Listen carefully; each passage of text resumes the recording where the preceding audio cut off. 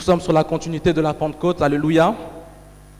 Alors le thème que je vais te proposer ce matin, c'est le transfert de l'onction.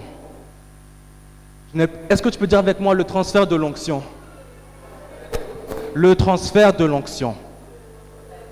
Nous allons dans 2 Rois 2, du verset 1 au verset 14.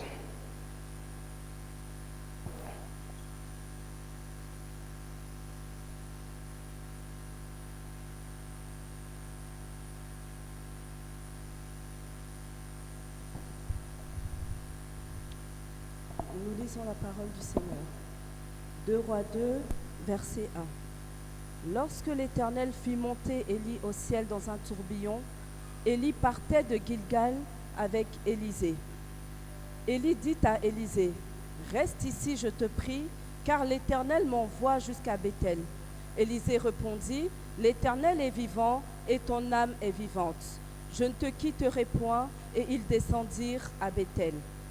Les fils des prophètes qui étaient à Béthel sortirent vers Élisée et lui dirent, « Sais-tu que l'Éternel enlève aujourd'hui ton maître au-dessus de ta tête ?» Et il répondit, « Je le sais aussi, taisez-vous. » Verset 4, Élie lui dit, « Élisée, reste ici, je te prie, car l'Éternel m'envoie à Jéricho. » Il répondit, « L'Éternel est vivant et ton âme est vivante. Je ne te quitterai point. » Et ils arrivèrent à Jéricho. Les fils des prophètes qui étaient à Jéricho s'approchèrent d'Élisée et lui dirent, « Sais-tu que l'Éternel enlève aujourd'hui ton maître au-dessus de ta tête ?»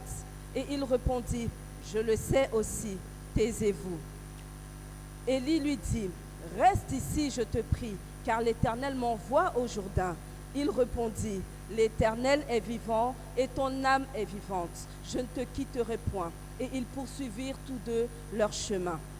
50 hommes d'entre les fils des prophètes arrivèrent et s'arrêtèrent à distance vis-à-vis, et eux deux s'arrêtèrent au bord du Jourdain. Verset 8. Alors Élie prit son manteau, le roula et en frappa les eaux qui se partagèrent çà et là, et ils passèrent tous deux à sec.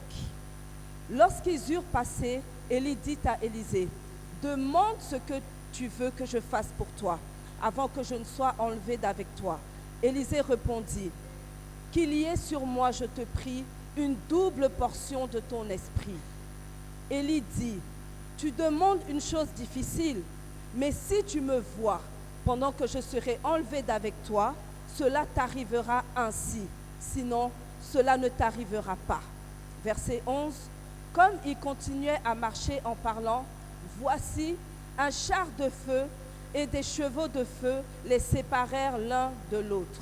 Et Élie monta au ciel dans un tourbillon. Élisée regardait et criait, « Mon père, char d'Israël et sa cavalerie !» Et il ne le vit plus. Saisissant alors ses vêtements, il les déchira en 2 morceaux. Verset 13, et il releva le manteau qu'Élie avait laissé tomber, puis il retourna et s'arrêta au bord du Jourdain. Il prit le manteau qu'Élie avait laissé tomber et il en frappa les eaux et dit, « Où est l'Éternel, le Dieu d'Élie ?» Lui aussi, il frappa les eaux qui se partagèrent çà et là et Élisée passa. Amen. Amen. Pouvons nous asseoir? Le passage que nous venons de lire ici nous parle d'Élie qui est dans une longue marche avec son serviteur Élisée. Et cette marche a été au départ de Gilgal. J'ai cherché à comprendre, mais pourquoi ils ont fait ce long chemin? Parce qu'en fait, après avoir tué les prophètes de Baal, on a eu en parler ici une fois, Jézabel s'est levée, elle a entendu ce que Élie avait fait. Elle a dit non, c'est pas possible. Ce que toi tu as fait à mes serviteurs, ce que toi tu as fait à mes envoyés, je te le jure sur tout ce que j'ai, que dans 24 heures je te ferai la même chose. De la manière dont toi tu as coupé leur tête, je te dis, moi Jézabel, je viendrai te couper la tête. Entends bien ce que je dis, mais ce qui est sûr, dans 24 heures tu ne seras plus vivant. Élie entend ça. Il regarde la personne qui lui a dit ça. Il sait que c'est Jézabel, la femme du roi, c'est-à-dire la première dame. Donc si elle dit quelque chose, les gens sont obligés d'exécuter. Elle pouvait se lever et ordonner à tout le peuple de se lever contre Élie. Élie s'est dit, je dois faire quelque chose pour pouvoir échapper à cela. Je dois fuir, aller très loin, afin qu'elle ne puisse pas m'atteindre. Parce que Jézabel a vu ce que l'onction d'Élie pouvait faire. Jézabel avait vu ce que Élie pouvait faire et le ministère que Dieu lui avait donné, que de retourner tous les cœurs à lui. Elle s'est dit non, c'est pas possible. Moi je ne peux pas accepter, après tout cet investissement que j'ai fait pour les détourner de la présence de Dieu, de voir des personnes, de voir quelqu'un, une seule personne à elle toute seule, retourner tout le travail que moi j'ai fait. Moi Jézabel, je refuse cela. Élie fuit, il part. Mais il ne part pas seul. Il part avec un serviteur. Mais ce serviteur, ce n'est pas Élisée. Un serviteur, on ne dit pas son nom. On ne sait pas qui il est. Je ne sais pas si tu te souviens, quand Élie avait arrêté avait ordonné que la pluie ne cesse de tomber et qu'il avait envoyé quelqu'un voir si la pluie allait arriver. C'est lui le serviteur. Ils sont à deux. Et ils arrivent à Beersheba. Élie réfléchit. Il voit le combat. Il voit la personne qui se lève contre lui. Elle ne se lève pas seule. Elle se lève avec un Dieu, avec le Dieu qu'elle adore. Et lui, il est seul. Il a l'Éternel, c'est vrai, mais il est seul. Il est seul avec un serviteur, mais un serviteur qui ne voit rien. Un serviteur qui ne sent rien. Un serviteur, quand Élie lui parle prophétiquement, qui ne sait pas développer son esprit prophétique et aussi aller voir. Lui, il ne voit rien. Élie l'a envoyé jusqu'à 7 reprises. Il fallait qu'il aille jusqu'à 7 fois pour voir le nuage apparaître. Élie s'est dit, attends, je suis en train de traîner une charge derrière moi. Je dois faire quelque chose. Si je veux pouvoir sauver ma peau, il faut que je puisse me séparer de ce serviteur. Élie dit à son serviteur, reste ici, reste ici. Fais le ministère de ton côté et moi j'irai de mon côté. Élie décide de laisser le serviteur derrière lui parce que le serviteur représente un poids. Il a déjà le poids du combat. Il ne peut pas encore traîner un poids avec lui. Élie dit à son serviteur, reste là. Il y a des choses dans ta vie à qui tu dois pouvoir dire, restez là, afin que moi je puisse avancer. Si le serviteur est resté avec Élie, Élie ne pouvait pas avancer. Si le serviteur restait auprès de lui, Élie ne pourrait pas aller là où Dieu veut qu'il soit.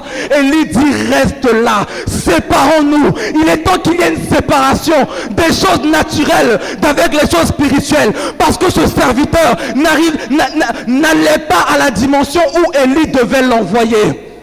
Élie était un formateur de prophètes. On ne dit même pas depuis combien d'années ce serviteur marchait avec lui. Mais Élie l'a regardé, il s'est dit, il est mieux pour moi que je te laisse derrière.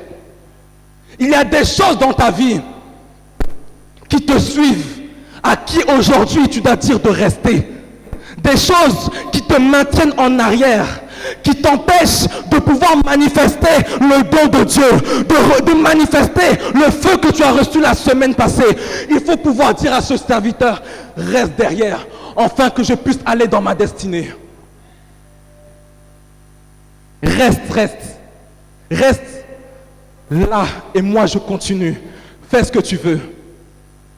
Bien-aimé, vous savez, quand il y a des gens qui n'impactent pas dans la Bible, ça se sent. Ce serviteur, on ne dit même pas son nom. On ne dit pas de quelle famille il vient. On ne dit pas ce qu'il a accompli auprès d'Élie. On dit simplement qu'on l'a envoyé regarder la pluie et juste ouvrir ses yeux spirituels. Il n'en a même pas été capable. Élie décide de continuer sans lui. Il va seul maintenant et il se retrouve dans une grotte. Et l'Éternel vient lui parler. Il lui dit, sors de cette grotte. Ne reste pas là. Ne reste pas là. Parce que moi, j'ai déjà choisi quelqu'un qui va te succéder. J'ai déjà choisi un autre serviteur que tu vas former. Quelqu'un que tu vas marcher avec qui tu vas marcher. Élie lui dit, c'est vrai, Éternel. Il lui dit oui. Il dit, prends le chemin. Tu passes par le désert et tu arriveras à Damas. Et là-bas, tu oindras Élisée comme prophète à ta place. Tu prendras Élisée comme ton successeur. Tu prendras Élisée comme héritier de ton onction. Élie accepte. Il prend le chemin que l'Éternel lui a donné.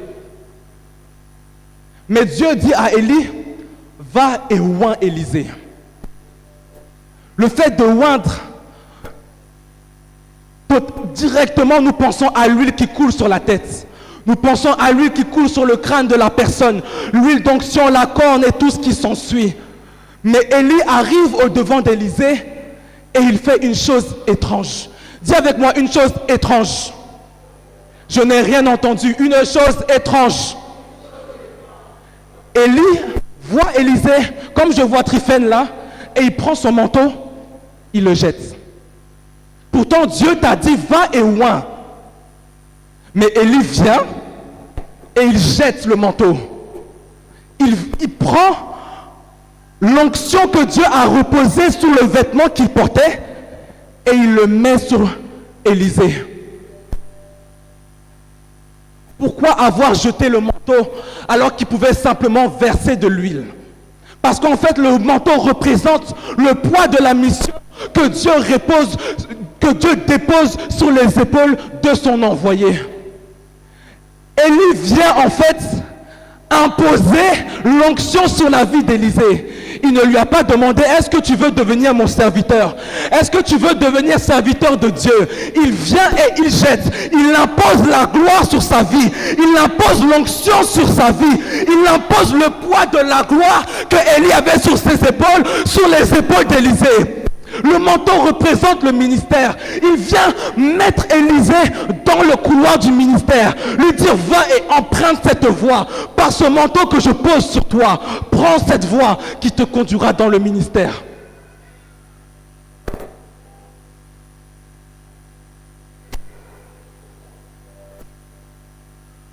Il y a une image que j'ai vue en lisant ce passage. C'est comme un enfant qui prend les vêtements de son père. Évangéliste Yvan, tes enfants ont déjà mis une fois tes vêtements, mais ils ne le mettent pas dans le but de se moquer.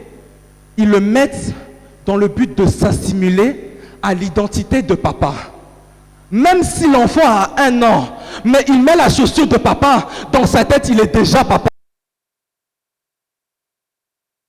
Il prend Élisée comme un enfant, mais il vient jeter le manteau sur lui de sorte à le rendre éligible à entrer dans la lignée des fils et de sorte à pouvoir hériter de ce qu'un fils peut recevoir. Oh, je dis, l'enfant peut porter le vêtement de papa, mais ça ne changera rien. Il y a des choses que seul le fils peut recevoir. Le fils est celui qui arrive à maturité. Le fils est celui qui grandit, qui arrive à un niveau très élevé. On ne me dit pas qu'Élisée connaissait Dieu. Élisée était encore enfant. Élisée ne portait pas le sang d'Élie. Mais le fait d'avoir jeté le manteau a mis Élisée par l'onction dans la lignée d'Élie.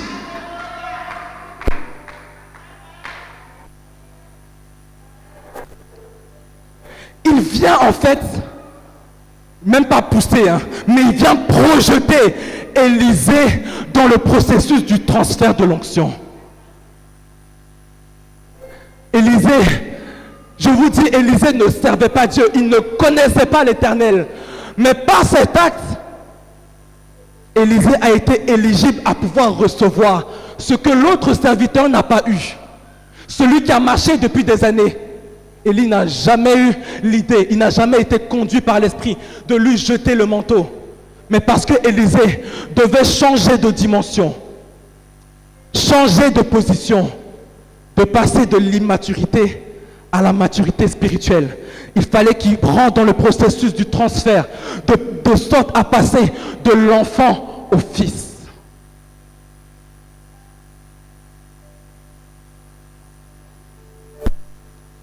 Parce qu'en fait, l'onction du Père, écoute bien, l'onction du Père, c'est la base de l'onction du Fils. Le Fils ne se lève pas pour rien comme ça et imposer les mains. Tu me vois comme ça. Est-ce qu'on doit tout te dire? Tu ne vois pas comment je prêche. Tu ne vois pas comment je m'arrête. Je ressemble à quelqu'un. Je suis sous l'onction de quelqu'un. Toi aussi, mets-toi sous l'onction de quelqu'un. De sorte à recevoir l'héritage que cette onction doit t'apporter. L'onction se transmet de génération en génération, de père en fils. Je dis, on ne donne pas l'onction à un enfant. Change de dimension ce matin. Change de position. Change de manière de faire les choses. Parce que tant que tu resteras dans la position de l'enfant, les Pentecôtes vont se succéder, s'enchaîner, s'additionner. Mais tu resteras la même personne. Tu peux appartenir à un homme ou un, mais être vide. Tu peux appartenir à un homme qui fait des miracles, être sous l'autorité d'une personne qui fait des miracles. Et toi, tout ce que tu touches meurt, parce que tu es encore dans la dimension du Fils, de l'enfant. L'enfant est dans le m'as-tu vu. L'enfant est simplement dans le regard de ce que les autres personnes peuvent voir. Le Fils est dans l'expérimentation de l'Esprit.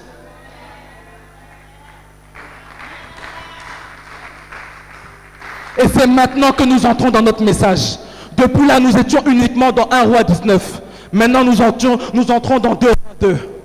Ils commencent leur marche. Et ils font plusieurs arrêts. Élie pouvait directement arriver au Jourdain. Mais Élie est passé étape par étape. Parce que l'onction ne va pas descendre comme ça. Il y a des étapes par lesquelles tu dois passer. Et nous commençons par la première étape. Ils partent de Gilgal. Dis avec moi Gilgal. Dis avec moi Gilgal.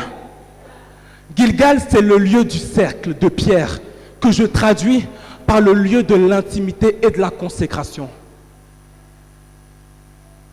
Élie montre à Élisée l'importance de l'intimité avec Dieu. Parce que c'est en invitant Dieu dans ton cercle restreint que Dieu pourra t'utiliser. Si tu mets ton frère dans ton cercle et que Dieu est à côté, Dieu ne se sentira pas à l'aise de t'utiliser. Il faut que tu fasses de Dieu ton ami le plus intime, ta personne la plus intime, la personne à qui tu peux tout dire, en qui tu peux te confier, la personne à qui ton être est dédié. Et c'est alors que Dieu pourra t'utiliser.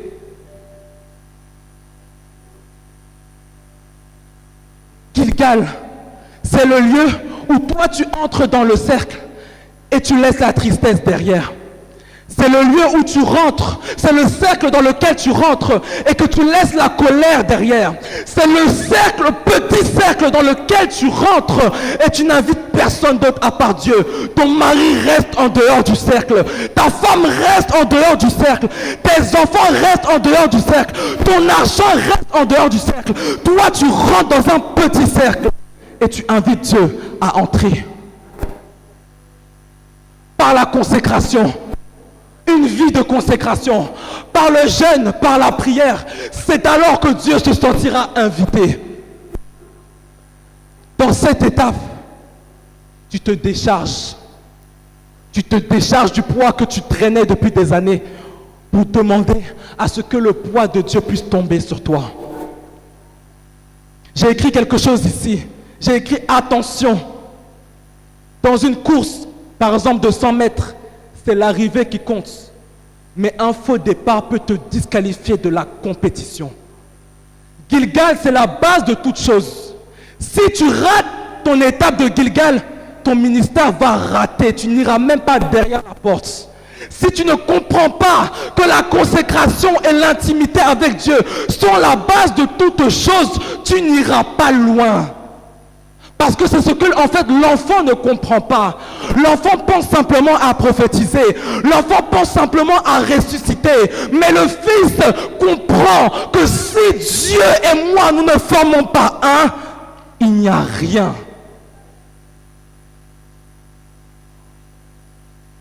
L'intimité et la consécration sont la base du ministère que Dieu veut te donner. Tu ne dois pas simplement prophétiser. Tu peux avoir un ministère dans lequel tu impactes par la banque. Tu peux impacter par la politique. Tu peux impacter par le social. Il y a plusieurs manières de servir Dieu. Mais la base reste la même. L'intimité et la consécration à Dieu. Élisée comprend cela. Je ne sais pas s'il avait un cahier pour noter ou s'il notait ça dans son cœur, mais il a bien noté. Après cette dimension, Élie dit à Élisée, moi je dois quitter ici. Dieu m'envoie maintenant à Bethel. Toi alors reste ici, continue ce que tu as à faire, et moi je vais là où Dieu m'envoie. Élisée, il regarde, il refuse, sans réfléchir. Il dit, mais le processus de la formation ne fait que commencer. Et là, tu veux déjà m'abandonner. Comment moi j'arrive à arriver là où ton Dieu veut que j'arrive? Là où le premier serviteur n'a pas hésité, il a pris sa valisette et il est parti. Élisée dit non, moi je reste. Je n'ai pas fini de grandir.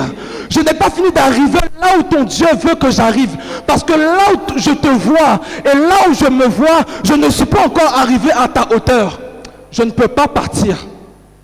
C'est encore une différence entre le fils et l'enfant. L'enfant, comme j'ai dit tout à l'heure, pense grandir trop vite. À 4 ans, 5 ans, il pense qu'il peut vivre seul. Mais dans 5 minutes, maman, j'ai faim. Maman, je veux boire. Il ne peut pas ouvrir un frigo tout seul. Il ne peut pas se faire à manger tout seul. Le premier serviteur était dans la dimension du fils, de l'enfant. Il a pensé qu'il était déjà trop arrivé. Mais on n'a plus parlé de lui. Élisée, lui, a dit, moi j'attends la maturité avant de pouvoir m'en aller. Si je ne suis pas mature, je reste là. Tant que ton Dieu est vivant et tant qu'il y a le souffle de vie en toi, c'est que ma formation n'est pas encore terminée et c'est donc que je ne peux pas encore partir. Il dit, je te suis, là où tu vas, je vais aussi.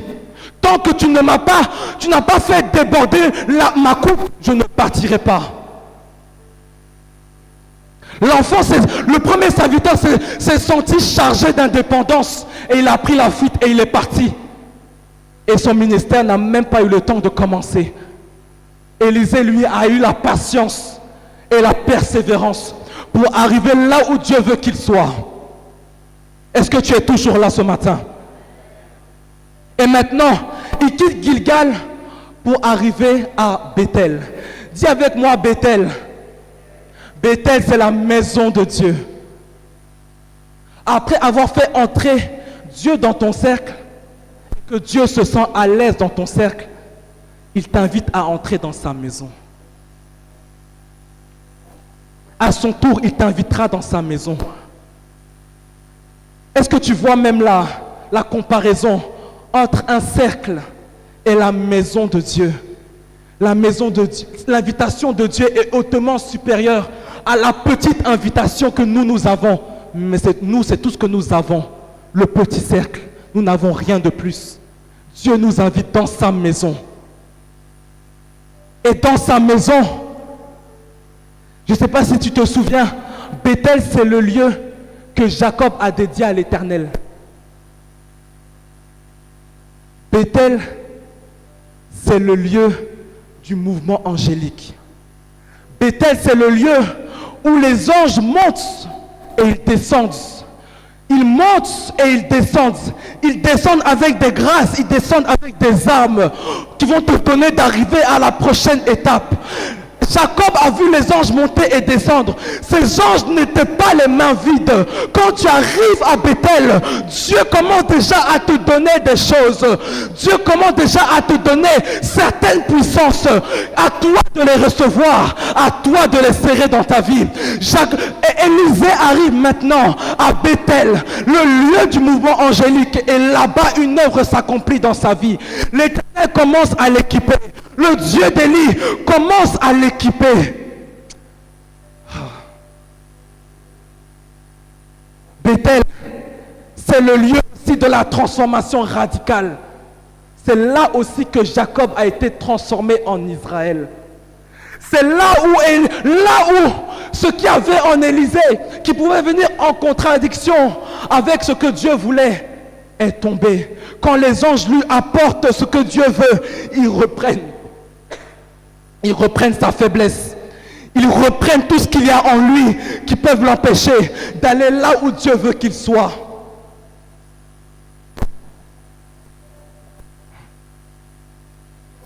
Mais j'avais oublié une partie. Quand ils sont arrivés en arrivant à Gilgal, il y a eu un petit groupe de gens qu'on appelle les fils de prophètes qui se sont levés pour dire à Élisée, est-ce que tu sais que l'Éternel enlève ton maître au-dessus de ta tête? Élisée dit, oui, je le sais. Vous, taisez-vous. Cela ne vous regarde pas. En fait, les fils de prophètes aussi étaient en formation. Mais ils n'ont pas eu le même privilège que de pouvoir avoir le manteau comme Élisée. Ça a fait naître en eux une jalousie. Une jalousie de sorte à pouvoir dire à Élisée, mais est-ce que tu sais que ta couverture spirituelle va te quitter? Est-ce que tu sais que tu seras comme les autres personnes, seul dans la nature? Élisée dit, je le sais, vous simplement taisez-vous. Et les mêmes personnes arrivent encore à Bethel pour lui dire la même chose. Lui dire, est-ce que tu sais qu'on va retirer ton maître? Est-ce que tu sais que tu ne vas pas arriver à la fin de ta formation? Est-ce que tu sais que tu ne vas pas arriver au niveau où l'Éternel veut que tu sois? Élisée leur dit encore aux fils de prophètes de Bethel, taisez-vous, je sais ce que le Dieu d'Élie est en train de faire. Vous restez sur le côté.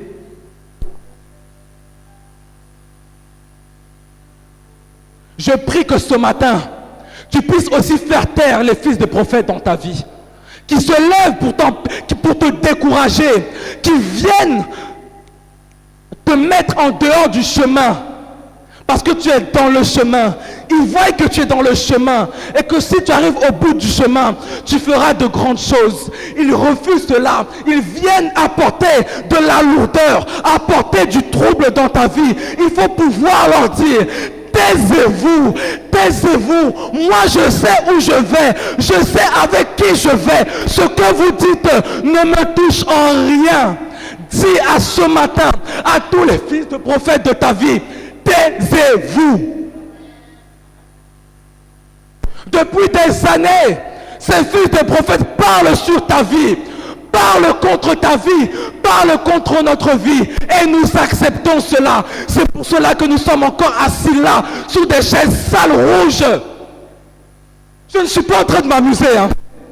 Tu dois arriver à une dimension élevée. Depuis combien d'années tu donnes ta vie à Jésus, mais tu es toujours là. Nous sommes toujours là. On se fait humilier par des gens qui devraient normalement respecter l'onction de Dieu sur notre vie. On se fait humilier par des gens qui ont vu en nous des choses que nous-mêmes, nous ne valorisons pas. Tu ne dois pas être là où tu es. Tu dois être élevé et très élevé. Tu sers un Dieu qui élève. Pourquoi toi tu es toujours rabaissé? Parce que tu laisses la parole à des gens qui ne méritent pas de parler. Tu laisses des gens qui devraient fermer leur bouche et reconnaître simplement les merveilles de Dieu. Tu les laisses parler contre ta vie. Et tu acceptes de faire entrer leur parole dans ton cœur. C'est pour cela que tu ne grandis pas. C'est pour cela que les Pentecôtes s'enchaînent. C'est pour cela que les prières du Saint-Esprit s'enchaînent. Mais après, nous restons les mêmes personnes. Il faut qu'aujourd'hui, ça s'arrête. Dis avec moi, ça s'arrête. Ça s'arrête. Tu n'as pas envie que ça s'arrête. Tu n'as vraiment pas envie. On dirait que tu te plais dans ça. Dis avec autorité, ça s'arrête. Au nom de Jésus. Élie vient encore dire à Élisée, reste ici. Moi, je dois aller ailleurs. Reste à Bethel, reste dans la maison de Dieu. Là-bas, quelqu'un d'autre va te prendre. Moi, je dois aller à Jéricho. Élisée refuse encore une fois. Tout ça, ce sont des phases de test, hein. Là où l'autre a accepté dès la première fois, ici on est déjà à la deuxième fois où Élisée refuse. Cette fois-ci, dans son refus, il est en train de dire à Élie, le Dieu qui t'a oint, qui t'a envoyé de la grotte là où tu étais pour venir me chercher, il est encore vivant. Toi-même, tu es encore vivant. Tu m'as pris comme ton serviteur.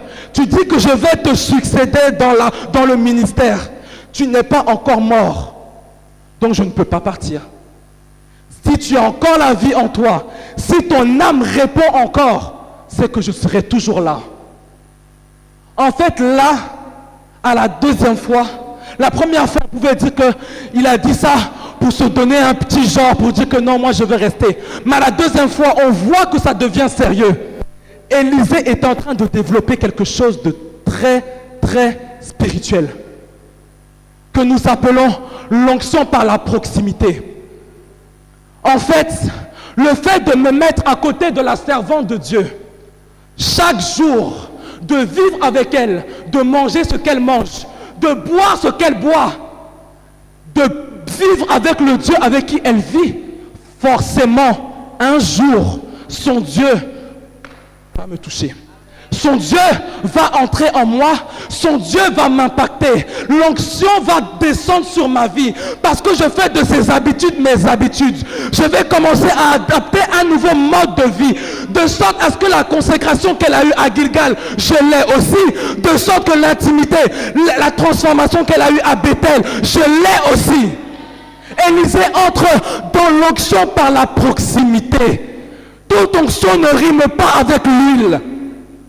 Le fait de rester à côté d'un oint, de suivre ses moindres gestes, c'est de t'assimiler à son onction. Et tout ce qui s'assemble se ressemble. Et forcément, cette ressemblance deviendra la vérité dans ta vie.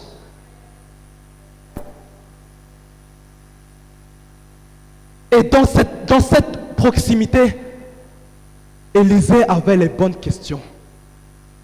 Quand il est seul avec papa, il dit, papa, mais comment tu fais pour prophétiser comme ça? Comment tu fais pour enseigner comme ça? Le jour où tu as arrêté la pluie, je n'étais pas là, mais comment tu as fait? En fait, le fait de s'intéresser à l'onction de papa donnera envie à papa de te donner son onction. Si tu ne t'intéresses pas à quelque chose, cette chose ne viendra pas dans ta vie. Il faut pouvoir t'intéresser, t'informer à l'onction du serviteur pour que tu donnes l'envie au serviteur de te donner le manteau. Tu n'as pas compris. Parce que nous, comme nous sommes avec nos pères spirituels, nous parlons des futilités. Ah, mais est-ce que tu as vu la chaussure de la prophétesse aujourd'hui? Est-ce que tu as vu le sac de la diaconesse? Est-ce que tu as vu même le crâne de l'apôtre? Posons les vraies questions. Informons-nous sur les choses qui vont nous envoyer quelque part. Non, on rit, mais c'est vrai. On rit, mais c'est vrai. Quand nous sommes avec des autorités, posons les bonnes questions de sorte à ce que l'autorité puisse venir aussi dans ta vie. En fait, quand tu t'informes sur quelque chose, tu deviens expérimenté dans la chose. Ne soyons pas expérimentés dans la critique. Ne soyons pas expérimentés dans le mensonge. Soyons expérimentés dans les choses de l'esprit. Et le fait de poser ces questions, ça valorise l'onction de papa. Parce qu'une onction que tu ne valorises pas ne peut pas et ne pourra jamais, jamais, jamais, je ne sais pas combien de fois je l'ai dit, mais jamais, cette onction ne pourra jamais t'impacter. Si tu ne sais pas reconnaître l'onction de quelqu'un, cette onction ne pourra jamais entrer en toi. Élisée refuse. Il est en train de grandir, mais il sent qu'il n'est pas encore arrivé à maturité. Il a encore beaucoup de choses à apprendre. Il y a beaucoup de choses qu'il voit papa faire, mais qu'il ne comprend pas. Il faut qu'il poursuive dans la formation pour pouvoir arriver aussi à faire les choses comme le Père. Et là, ils arrivent à Jéricho. Dis avec moi Jéricho. Jéricho. Jéricho, c'est le lieu du parfum. Le parfum, c'est l'adoration. Mais l'adoration après le combat. Parce qu'en Josué, on nous dit que Jéricho était barricadé. Personne n'entrait et personne ne sortait. Mais eux, ils sont entrés à Jéricho. C'est-à-dire qu'il y a eu un combat. Parce que là où Dieu est en train de remplir, le diable, il repère. Il se dit, si cette personne arrive à faire ce pourquoi Dieu l'a envoyé, il va dépeupler tout ce que j'ai fait. Il va détruire tout ce que j'ai fait. Le diable lève des choses, lève des combats inutiles, lève des combats dans ta famille, lève des combats dans ton église, lève des combats même dans ton département contre toi, de sorte même à t'effrayer. Mais c'est là qu'il faut combattre par la victoire. Quand tu rentres à Jéricho, tu combats par la victoire, parce que le même Dieu qui a donné la victoire à Élie contre autant de prophètes de Baal peut aussi et va aussi te donner la victoire. Ne combats pas dans la peur, combat dans la victoire, parce que ton Dieu est victorieux. Et il fait de ses oins des victorieux. Il fait de ses serviteurs des victorieux.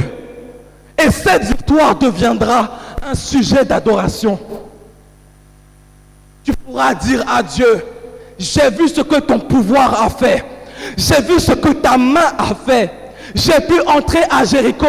Et là, je peux même en sortir. Parce que tu as marché avec moi. Tu as combattu à ma place. Je viens t'adorer. Je répands mon parfum d'adoration devant toi pour te dire merci.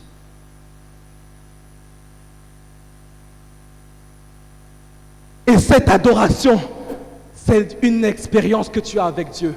Parce que tu ne peux pas servir un Dieu que tu ne connais pas. Une des caractéristiques du ministère d'Élie, c'était de rétablir l'adoration. Il fallait impérativement que Élisée passe à Jéricho, de sorte à comprendre ce que la restauration à l'Éternel pouvait apporter dans la vie d'un peuple. Il fallait qu'Élisée aussi comprenne la valeur et la puissance de l'adoration dans la vie d'un enfant de Dieu. Parce que l'adoration est puissante, l'adoration est forte. L'adoration est un mystère.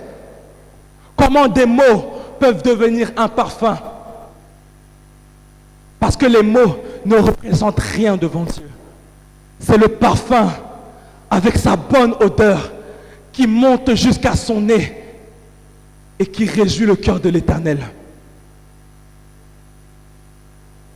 Et là encore, des fils de prophètes se lèvent pour déstabiliser Élisée. Mais erreur, ça ne donne rien. Ça ne donne rien.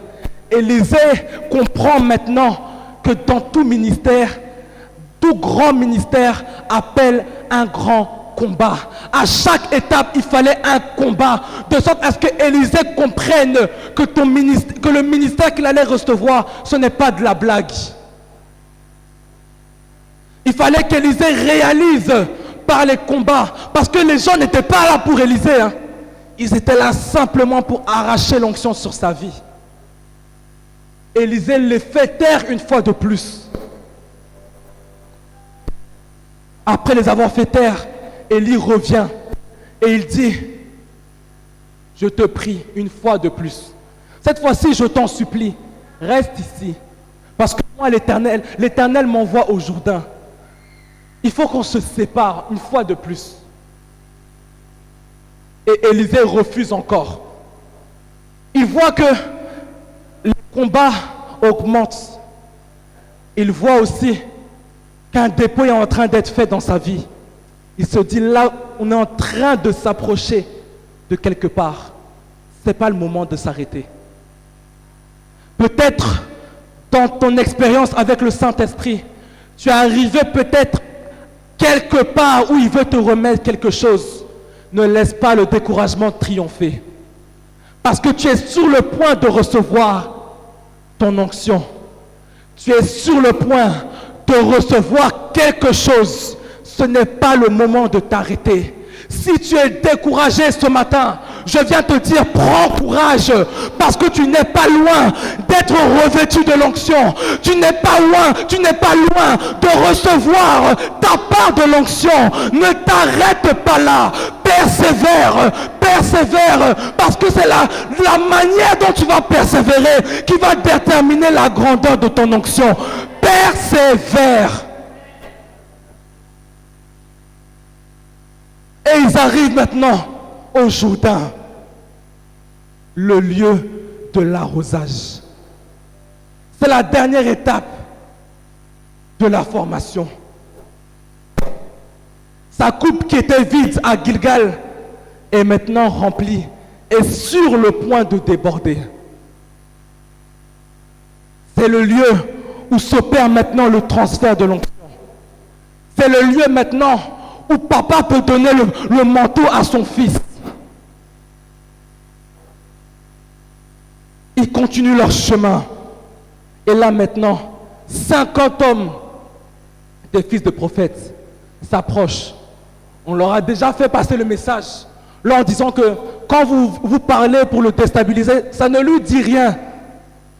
Donc cette fois-ci, ils sont restés muets, mais ils ont observé. Ils sont venus se mettre au bord du Jourdain pour voir ce qui va se passer.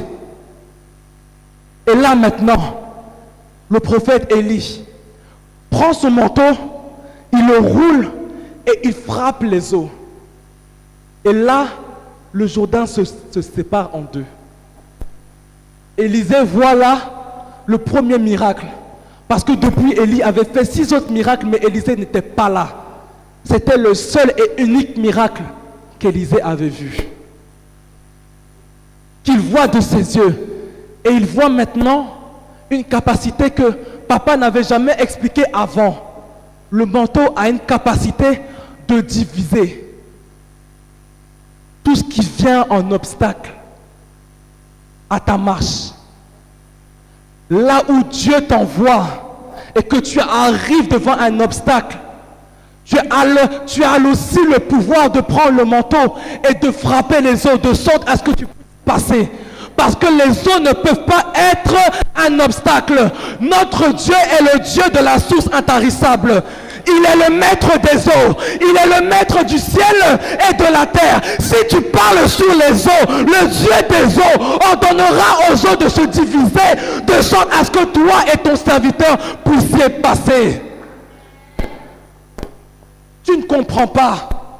Je dis, tout ce qui vient devant toi, toute barrière, le manteau vient diviser et te trace un chemin sans aucune goutte pour ne même pas que tu glisses.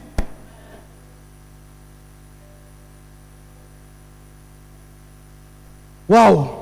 Élisée regarde et dit, mais quel manteau onctionné j'ai eu, quel pérouin j'ai eu. Là, l'Éternel est sur le point de l'enlever. Mais moi, Élisée, je vois dans mes yeux spirituels qui sont en train de s'ouvrir qu'il y a des territoires où mon papa n'est pas allé. Il y a des victoires que mon papa n'a pas eues.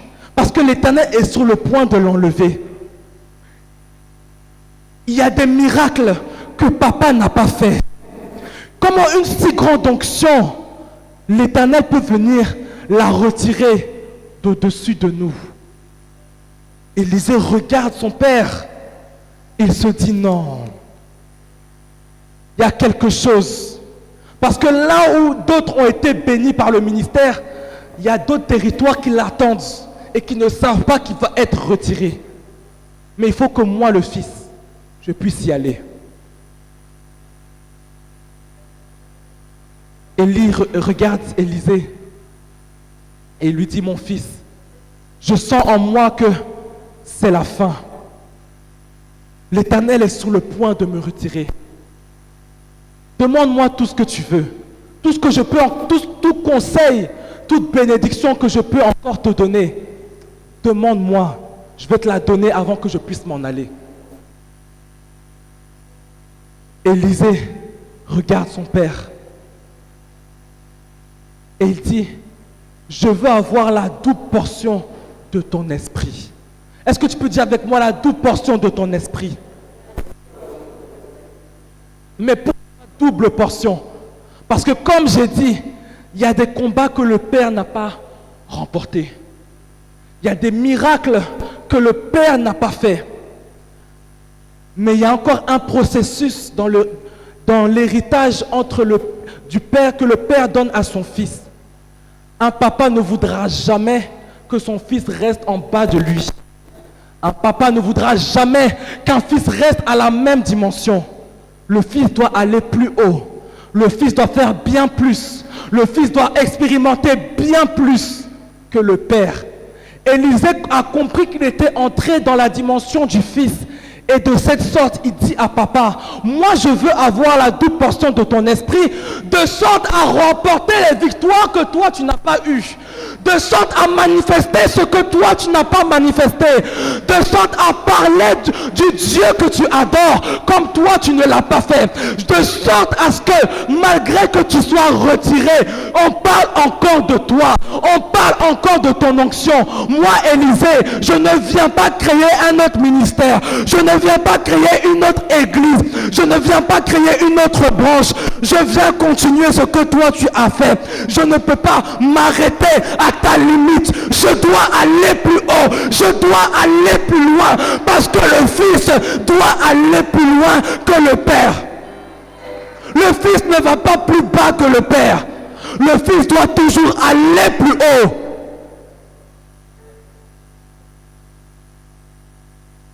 Là, Élisée nous donne de comprendre que dans le ministère, il ne faut pas s'arrêter à la médiocrité.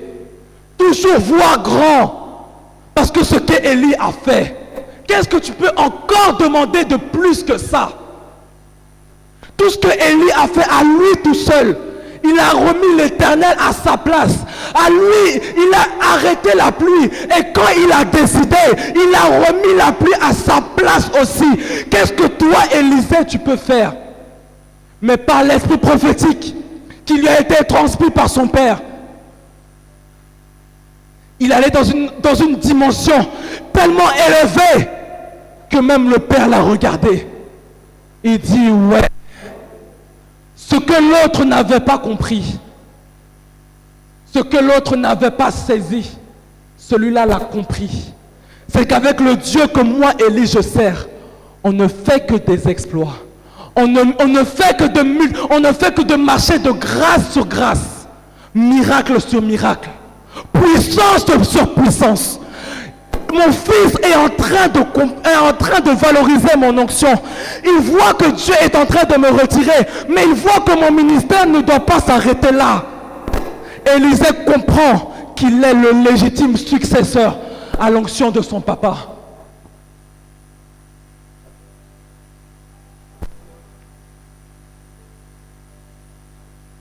Élisée demande la double portion. Mais pour pouvoir donner la double portion, on donne une première onction. Il demande d'abord l'onction du Père pour pouvoir manifester les œuvres comme le Père le faisait. Prêcher comme le Père le fait. Prophétiser comme le Papa le faisait. Faire des miracles comme le Père le faisait. Ça, c'est la première portion. Maintenant, la deuxième portion. Il dit, je sais qu'à mon tour aussi, l'Éternel me donnera une particularité. Mon onction, d'abord je ne prends pas ton manteau pour venir me montrer devant les gens. Je prends ton onction, je prends ton manteau pour m'assimiler à ton onction. Parce que quand on voit un manteau, même si je suis à 1 kilomètre, je peux porter le manteau de papa. On ne va pas me reconnaître, mais on va se dire d'abord, ah, c'est le Père qui est là, avant de s'approcher et de voir que c'est le Fils. Élisée dit, je veux faire les choses comme toi. Je veux que de loin, on voie Élie, que de la manière dont je vais servir ton Dieu, qu'on te voie. Et qu'après ça, que l'Éternel dépose mon onction en plus sur la tienne. Et c'est cette onction qui est la double portion. Parce qu'à chacun, Dieu donne une particularité. À chacun, Dieu donne quelque chose qu'il ne donne pas à quelqu'un d'autre. Élisée veut entrer dans la dimension de la double portion de l'onction de son père.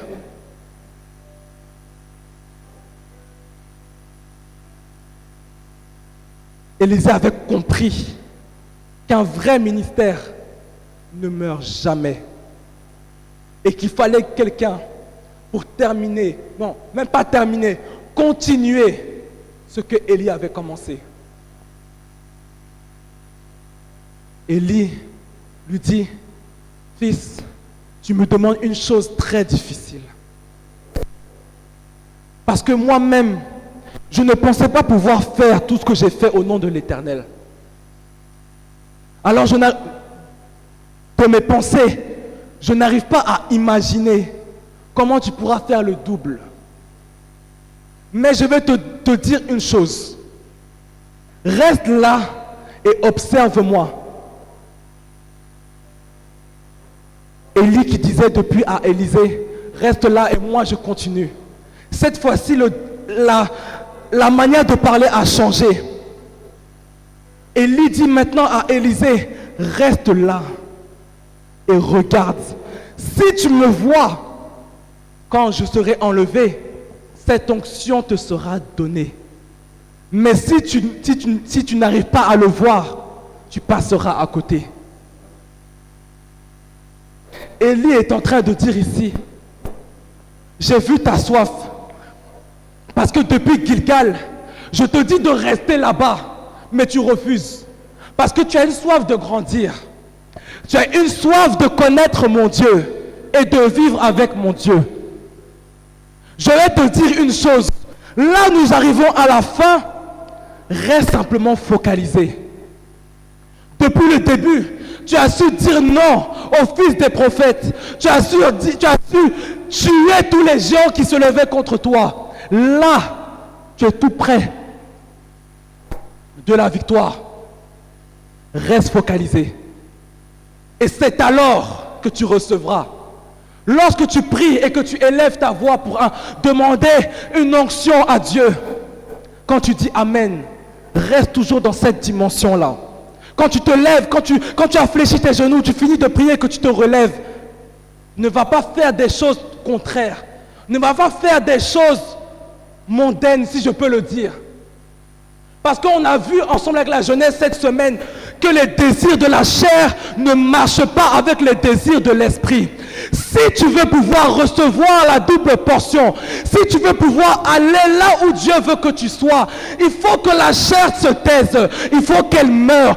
Élie est en train de dire à Élisée, là maintenant, le peu de chair qui reste en toi, détruis-la, parce que si l'esprit vient sur toi et que tu as encore la chair, l'esprit partira vers quelqu'un d'autre.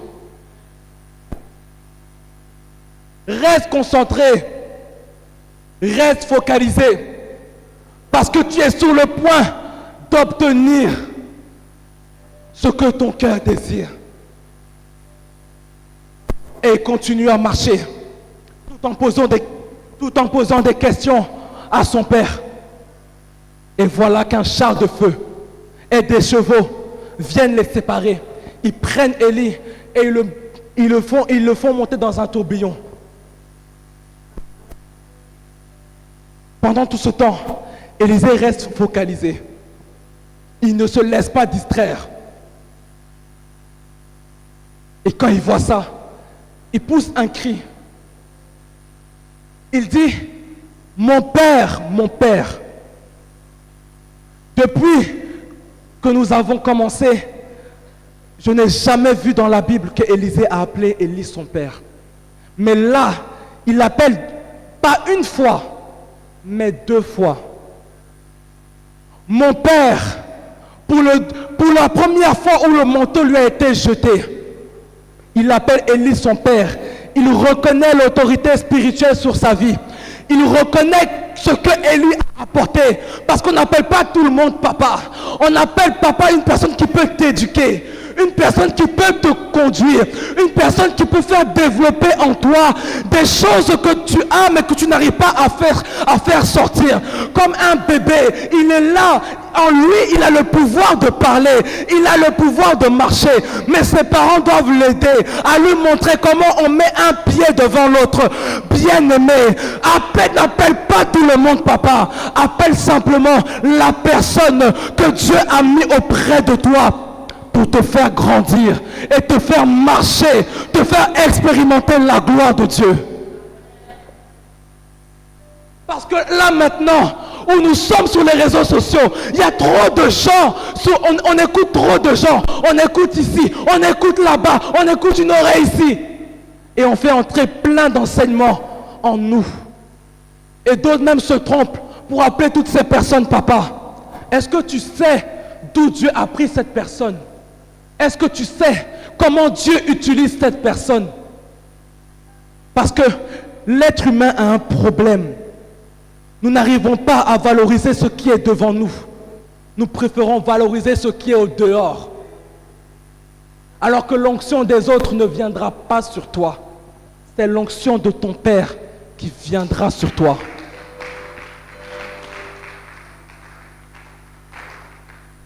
Il reconnaît l'autorité spirituelle que Élie représente sur sa vie. Et après il dit, char d'Israël et sa cavalerie. Là, Élisée parle du pouvoir spirituel et de la protection qu'il représentait pour Israël. Parce qu'à ce temps, le prophète était le défenseur spirituel du peuple. Même le roi se tourne vers le prophète pour demander qu'est-ce que l'Éternel dit concernant la guerre. Qu'est-ce que l'Éternel dit concernant le peuple? L'Éternel était en train de retirer le défenseur spirituel d'Israël.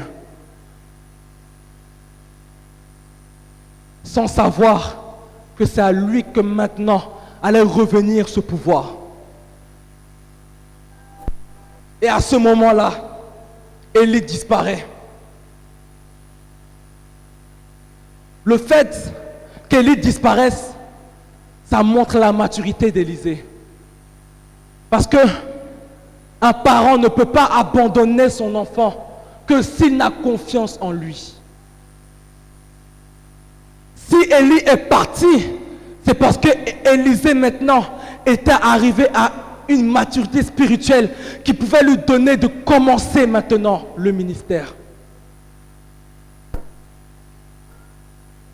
Et à ce moment, le manteau du père est tombé. Élie n'est pas parti avec. Le manteau tombe.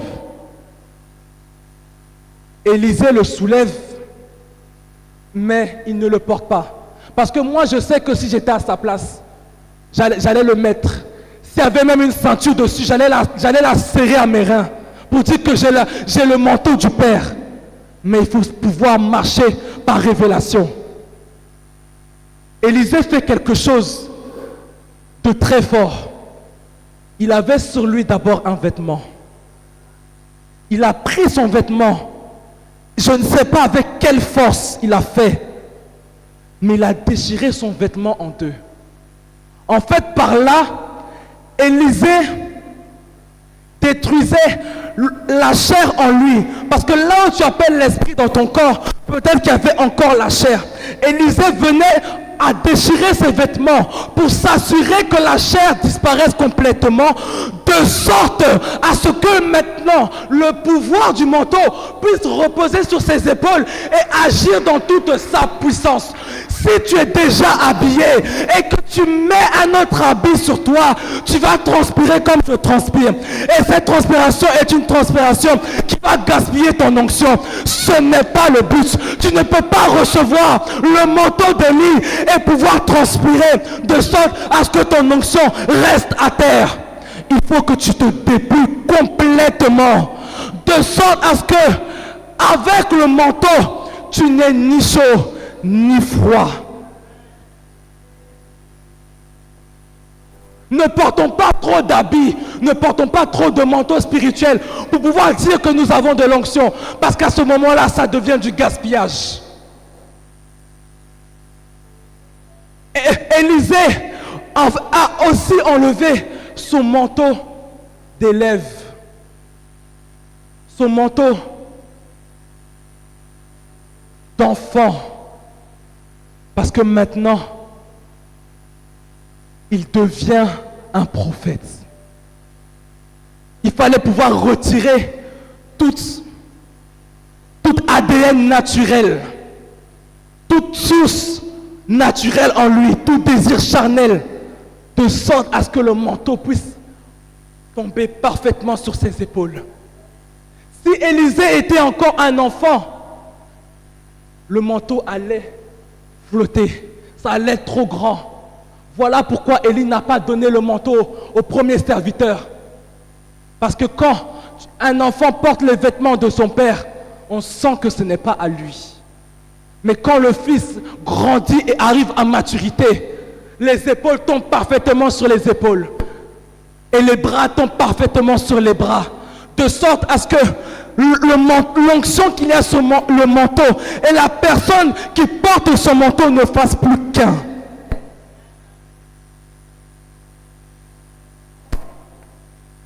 Je prie que ce matin, le manteau de vieil homme que nous portons, le manteau de souffrance que nous portons, le manteau de galère que nous portons, nous soit retiré. De sorte à ce que nous puissions recevoir un manteau onctionné, un manteau prophétique, un manteau qui nous donnera d'aller parler de la part de Dieu. J'ai pas entendu amen. Ou bien tu n'en veux pas. J'ai pas entendu ton amen. Que Dieu puisse te donner un manteau adéquat selon le couloir de ton appel. Au nom de Jésus-Christ.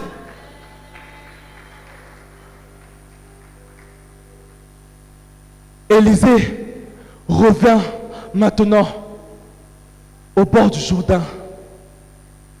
Et avant de faire quoi que ce soit,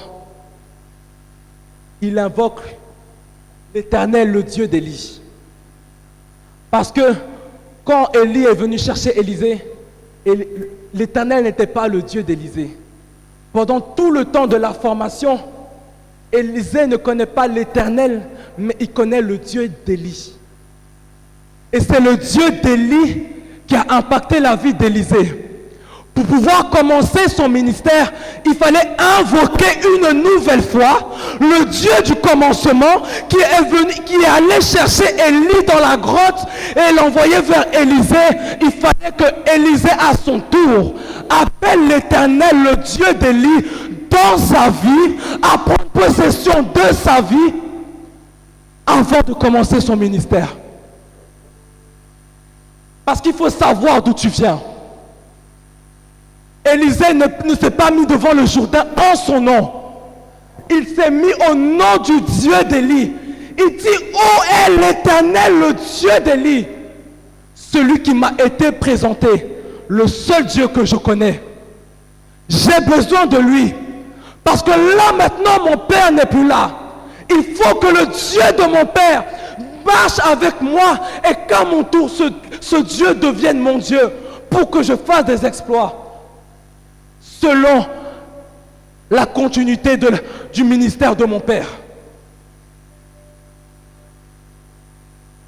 Parce qu'en fait, Élisée savait que de lui-même, il n'avait pas le droit.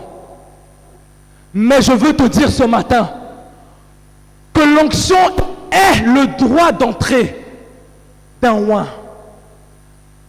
Là où Élisée se remet devant le Jourdain qui s'est fermé, parce qu'il a invoqué l'onction qu'il avait reçue, cette onction est devenue son passe d'entrée. Et de sorte qu'après qu'il puisse jeter le manteau sur l'eau, l'eau puisse aussi se diviser.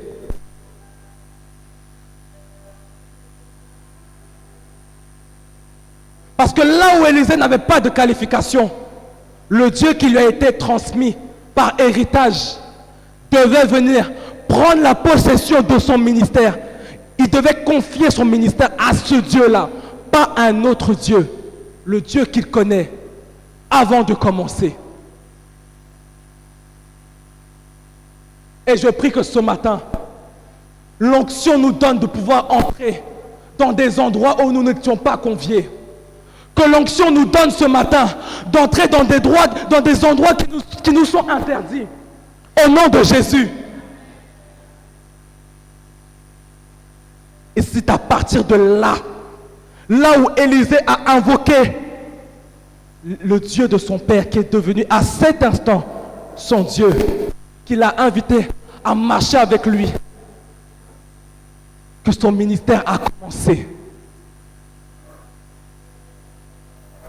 Je prie que ce matin, une onction nouvelle puisse tomber sur chacune de nos vies, de sorte à faire plus que ce que nos pères ont fait, de faire plus que tous ces personnages de la Bible ont fait, parce que nous devons faire toujours plus que ce que nos pères ont fait. Que l'honneur et la gloire reviennent à l'Éternel des armées. Que Dieu te bénisse.